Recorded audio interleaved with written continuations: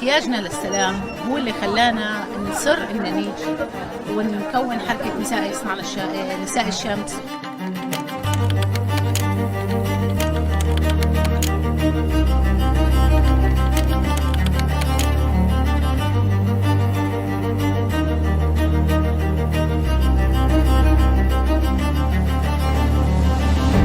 זוהי שותפות נשית היסטורית שמבקשת לעורר את העמים בשני הצדדים לתמוך בפתרון הסכסוך בדרך של שלום. اتفقت حركة نساء الشمس الفلسطينية وحركة نساء يصنعن السلام الإسرائيلية على التعاون للعمل معا. השותפות הזאת, הצעיף של נשות השמש, הצעיף שלנו, החיבור הזה, זה הכוח הנשי שמהיום יוצא לדרך משותפת עד שיהיה פה שלום. بطريقة تانية أنا بفكر بطريقة كيف بدنا نحمي أولادنا وأولاد الأشخاص اللي بالطرف المقابل مين ما كان يكون، لأنه إحنا بنستاهل وأولادنا بيستاهلوا يعيشوا بحرية وبسلام.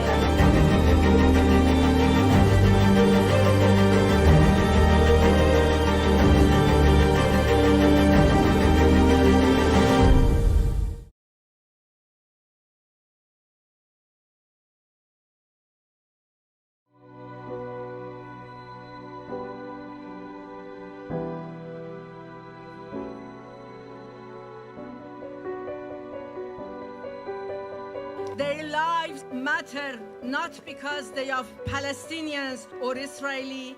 Their life matter because they are all children.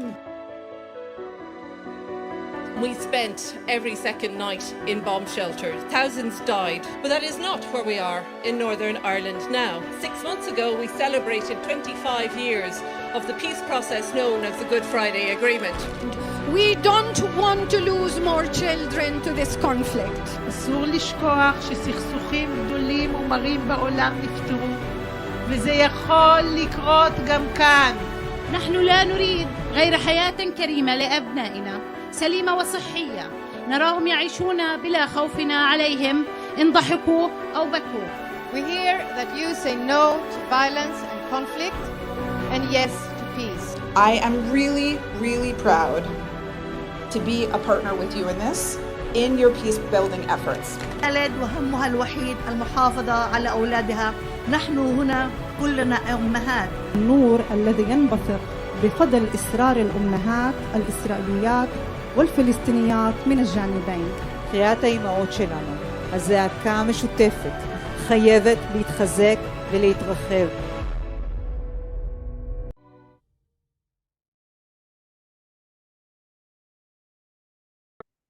So the words that opened the video we just watched were spoken by Pope Francis in 2019 during a speech to the American Jewish Committee delegation, which coincided with March the 8th, the traditionally celebrated International Women's Day. So the text reads as follows.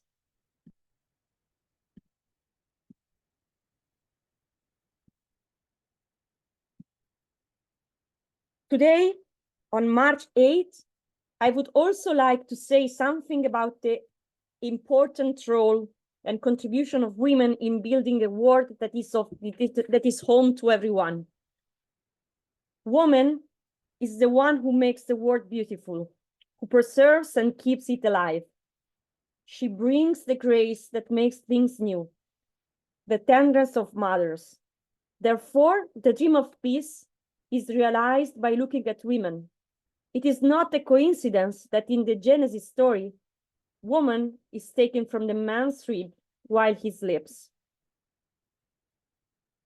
If we care about the future, if we dream of a future of peace, we must make room for women. So in the Advent season, a time of waiting, it is natural to think of a woman, the woman of waiting par excellence, Jesus' mother, Mary. Doing this exercise today, here's some emotions in me. I myself currently nurturing a new life in my womb, naturally leading me to think of Mary with great empathy and a sense of hope. Please forgive me if this emotion is probably too overwhelming. Mary, a woman of peace, chose to make space within herself for something unexpected and disruptive, alive. So what does it mean to make space? It basically means to shift, to welcome, to let in. It is an act full of courage. The first act of life is to create a void. Allowing something to grow requires, first of all, to remove something else. This is true for peace as well. The first act of peace demands creating a void. Any gesture of peace arises from making space. Without suitable spaces, peace does not exist. The void often instills fear. It is the home of the unknown. So Mary is afraid when faced with the angel's message, almost fearing it. In some translations of this story, Mary shudders. It happens when we are confronted with the unknown. We shudder. We basically question everything. It is our way of being human. Without fear, we would not have survived throughout our existence on this earth. But fear serves no purpose if it does not make room for action, for understanding something more. Fear is the tool which is given us to set aside what is unnecessary and keep only what is useful. Fear is therefore the tool which is given to us to set aside anything which is unnecessary and create space, make space within ourselves. But not any space. No. Fear is actually used to create a welcoming space. Faced with fear, we are given the opportunity to choose, to run away or to understand and then act. Mary, welcomed and encouraged by that "do not be afraid" spoken by the angel, decides to stay and act. Because it is not enough to make space within ourselves to welcome life. The space must be welcoming, fertile ground in which to sow the seed. Also, my womb, a woman's womb, takes many days to be ready to welcome new life. It makes space and dies a little bit every day to become fertile. So it was the same for Mary, with that so disruptive word from the angel. And so it is for peace. It requires a welcoming space in which to let the seed settle and sprout into forgiveness. Finally, the life that Mary welcomes into her womb has a name, a specific name, not just any name. When a new member arrives in a family, we begin to wonder about the name. What will they be called? In that name is already enclosed a wonderful story. This is true for peace. Peace is concrete, should be concrete. It has faces, it has perspectives. Lasting peace does not exist without being rooted in names, in stories, in lived lives. We have seen these with the testimonies of those women who wanted to leave us their stories as reflections. Peace has their faces. Peace has the color of the heart and the footsteps that we have trodden upon it. Peace has the scent of the stories of the people who have built it. Peace is concrete.